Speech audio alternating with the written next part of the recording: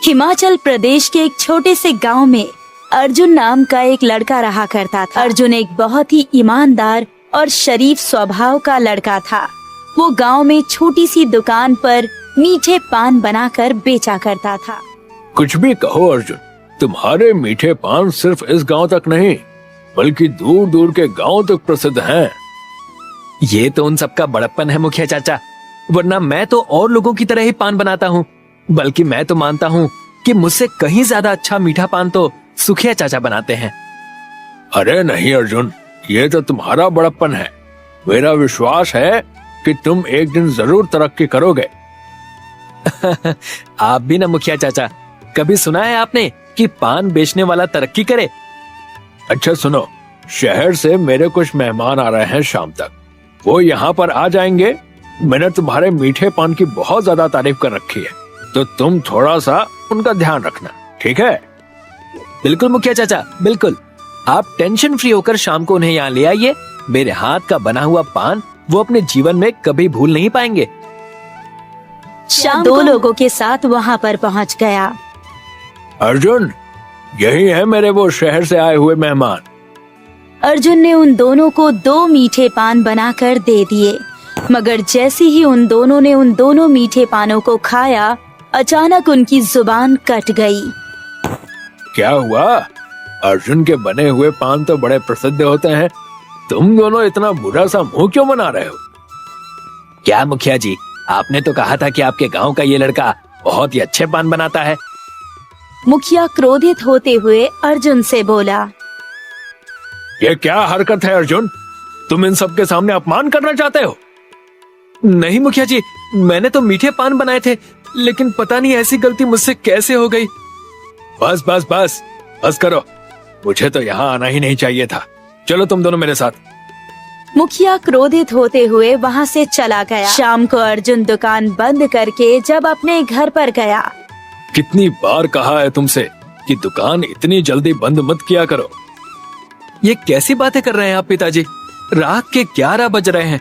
आप क्या चाहते हैं कि मैं पूरी रात अपनी दुकान खुली रखूं? मैं भी इंसान हूँ, थक जाता हूँ। हाँ हाँ, मुझे पता है कि तुम कितनी मेहनत करते हो। अरे तुम्हारा काम ही क्या है? दिन भर बस दुकान पर बैठे बैठे पान ही तो बेचते रहते हो ना। लाओ जल्दी से, महीने की जितनी भी आमदनी हुई है उसे मेरे हाथ में दे दो। अर्जुन ने 10,000 रुपए अपने पिता के हाथों में रख दिए। पिताजी, इस महीने की आमदनी इतनी ही हुई है। तुम अच्छी तरह से जानते हो अर्जुन कि मुझे झूठ बिल्कुल पसंद नहीं। पिछले महीने तुमने मुझे 12,000 रुपए दिए थे। तुम्हारे पैसे हर महीने कम होते जा रहे हैं। याद रखना, अगले महीने अगर 10,000 रुपए से 1 रुपया भी कम तुमने मुझे दिया तो मैं तुम्हें घर से धक्के देकर बाहर निकाल दूंगा। अर्जुन अपनी दुकान पर पहुंच गया, मगर वहां जाकर उसने देखा कि उसकी दुकान टूटी हुई थी और वहां पर मुखिया कुछ व्यक्तियों के साथ खड़ा था और उसे क्रोध भरी नजरों से देख रहा था। ये आपने क्या किया? मेरी दुकान क्यों तोड़ दी? कल तुमने जो मेरे मेहमानों के सामने अपमान किया था ना, उसका बदला तो मुझे लेना ही था।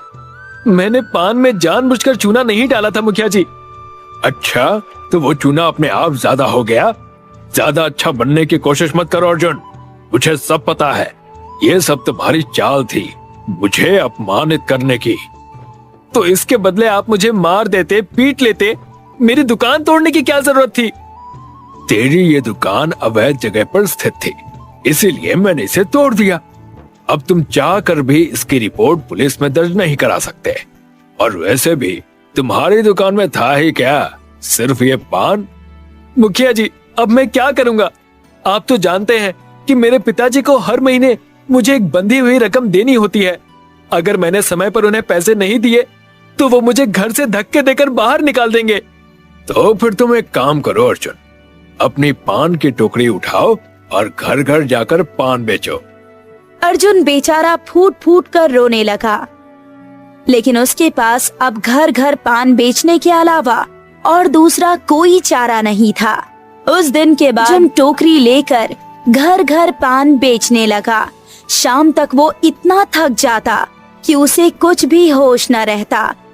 एक दिन की बात, अर्जुन पान बेचकर शाम को घर जा रहा था कि तभी एक बूढ़ा व्यक्ति सड़क पर उसे रोता हुआ मिला। क्या हुआ बाबा, आप रो क्यों रहे हैं? बेटा, मेरी पत्नी बीमार है और मेरे पास इतने पैसे नहीं है कि मैं उसका इलाज करा सकूं। डॉक्टर ने तो तुरंत उसे भर्ती करने के लिए कहा है। आपको कितने पैसों की आवश्यकता है बाबा? मुझे 10,000 रुपए की सख्त जरूरत है। काश अगर कहीं से मुझे पैसे मिल जाते तो मेरी पत्नी की जान बच जाती। अर्जुन अपने मन में कुछ सोचने लगा क्योंकि उसके पास कोई 10,000 रुपए ही थे। बूढ़ा व्यक्ति अर्जुन की बात सुनकर खुश हो गया। ये लीजिए बाबा, 10,000 रुपए आप रख लीजिए और अपनी पत्नी का जाकर इलाज करवाइए। बेटा, मेरी कोई संतान नहीं है, लेकिन गांव के उस पहाड़ी पर मेरी जमीन पड़ी हुई है। तुम चाहो तो उसमें खेती कर सकते हो। बाबा, लेकिन अगर आपके पास जमीन पड़ी हुई थी तो आपने उस जमीन को बेचकर अपनी पत्नी का इलाज क्यों नहीं कराया? इतनी जल्दी उसे कोई खरीद नहीं पाता बेटा। लेकिन बाबा, मैं उस जमीन में किसकी खेती करूंगा? तुम पान बेचते हो ना, तो फिर पान की खेती क्यों नहीं कर लेते? इतना कहकर उस व्यक्ति ने पान का टुकड़ा अर्जुन को दे दिया और बड़े रहस्यमयी अंदाज में बोला, ये कोई मामूली पान का टुकड़ा नहीं है, बल्कि एक जादुई पान का टुकड़ा है। बरसों पहले इस पान के टुकड़े को मुझे किसी ने दिया था। आज मैं इस पान के टुकड़े को तुम्हें वरदान स्वरूप दे रहा हूँ। तुम जैसे ही इस पान के टुकड़े को जमीन में गाड़ कर निकालोगे, कुछ ही समय बाद पान की खेती पूरी जमीन में फैल जाएगी। मगर याद रखना, लालच मत करना और अधिक पान मत उगाना। इतना कहकर वो बूढ़ा व्यक्ति वहाँ से चला गया और अर्जुन अपने घर पर आ गया। अगले दिन अर्जुन ने उस व्यक्ति के बताए हुए मुताबिक की जमीन पर पहुँच गया और अर्जुन ने वो छोटा सा पान का टुकड़ा जमीन में गाड़ दिया और जैसे ही उसने उस हिस्से पर पानी डाला, देखते ही देखते जमीन के हर हिस्से से छोटे छोटे पान उगने लगे। अर्जुन ने उस पान के टुकड़े को निकाल लिया। बाबा तो वाकई बड़े चमत्कारिक निकले। अब वो दिन दूर नहीं जब मैं देखते ही देखते बहुत धनवान हो जाऊंगा और अपनी बहन की शादी बहुत धूमधाम से करूंगा। उस दिन से अर्जुन पान की खेती करने लगा और अर्जुन के दिन बदल गए। अगले महीने अर्जुन ने पूरे 30,000 रुपए अपने पिता के हाथ में रख दिए और वहाँ से चला गया। इसके पास 30,000 रुपए कहाँ से आए? जहाँ तक मैंने सुना है तो इसकी दुकान भी मुखिया ने तोड़ दी। जरूर कुछ ना कुछ गड़बड़ है। मुझे पता लगाना होगा कि आखिर ये इतने पैसे ला कहाँ से रहा है। उस दिन के बाद अर्जुन के सौतेले पिता अर्जुन का पीछा करने लगे और एक दिन उसने अर्जुन को पान की खेती करते हुए देख लिया। वो हंसते हुए अर्जुन की ओर देखकर बोला, अच्छा, तो सारा का सारा माजरा ये है। लेकिन तुमसे बड़ा मूर्ख इंसान मैंने अपने जीवन में नहीं देखा।